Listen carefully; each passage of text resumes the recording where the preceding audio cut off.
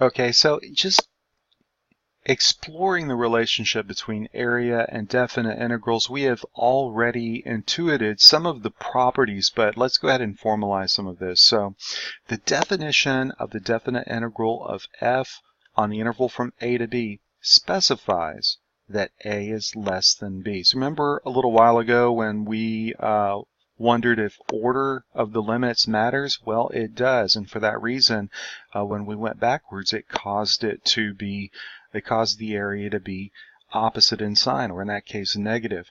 So it is convenient to extend the notation to cover cases in which a is equal to b, or when a is greater than b. So let's actually state explicitly what happens in that case.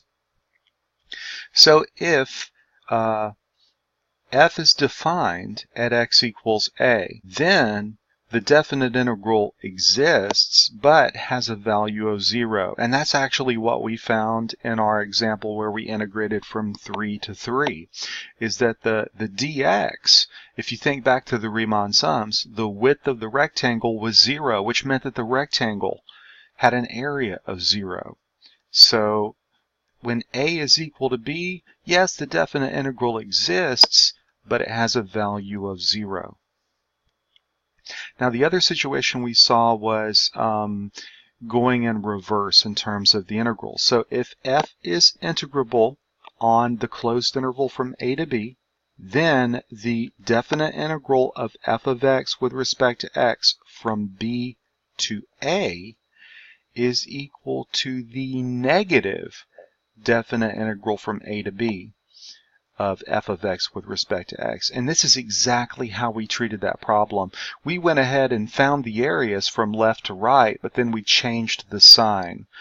Basically, we put that in parentheses and put a minus sign out front.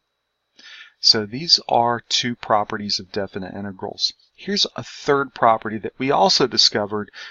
We found this by adding the areas of two adjacent intervals, and we found that that was equal to the total interval. So here, if f is integrable on the three closed intervals determined by a, b, and c, then the definite integral from a to b of f of x with respect to x is equal to the definite integral from a to c plus the definite integral from c to b. So in this case, c is a point on the closed interval from a to b.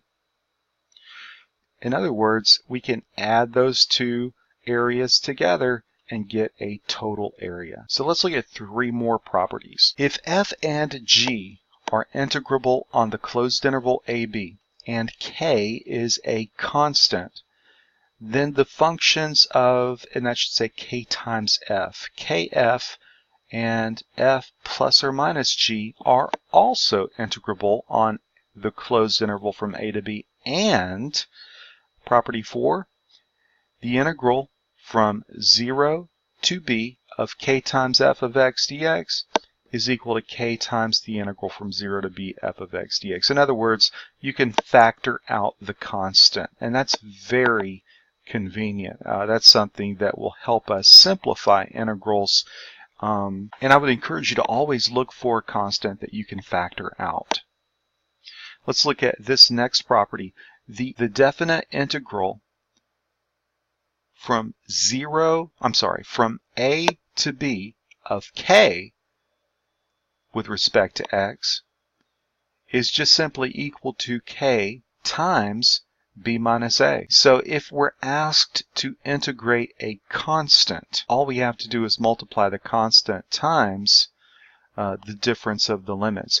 Now, this is actually something that I think will make a lot more sense and actually be intuitive once we talk about antiderivatives. But right now it looks just kind of like an abstract, formally stated rule because that's the way it's being presented. But when we get to antiderivatives, this rule will make a lot of sense.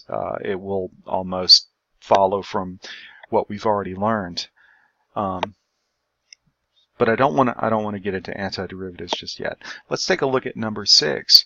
The definite integral from a to b of f of x plus or minus g of x with respect to x is equal to the definite integral from a to b f of x dx plus or minus the integral from a to b g of x with respect to dx. So in other words, if you integrate the sum or difference of two functions with the same differential, it's the same as finding the sum or difference of the two definite integrals. Now, if you look at these properties, with the exception maybe of number 5, these are really properties that we saw for limits. Do you remember that limits had these same properties? If we take the limit of k, a constant, times some function as n approaches c, we could factor the k out of the limit. And likewise, we could add and subtract. If we were taking the limit of a sum or difference, we were allowed to add and subtract the individual limits. And so it's not by coincidence that these are the same rules that we saw for limits, because remember that the definite integral is a limit. It's the limit of a Riemann sum. So of course it's going to have the same properties that limits have. And convenient for us. So these are 6 properties that will allow us to simplify and work very easily with integrands that or limits that would otherwise look confusing. All right, so if you integrate from one limit to itself, the area is 0.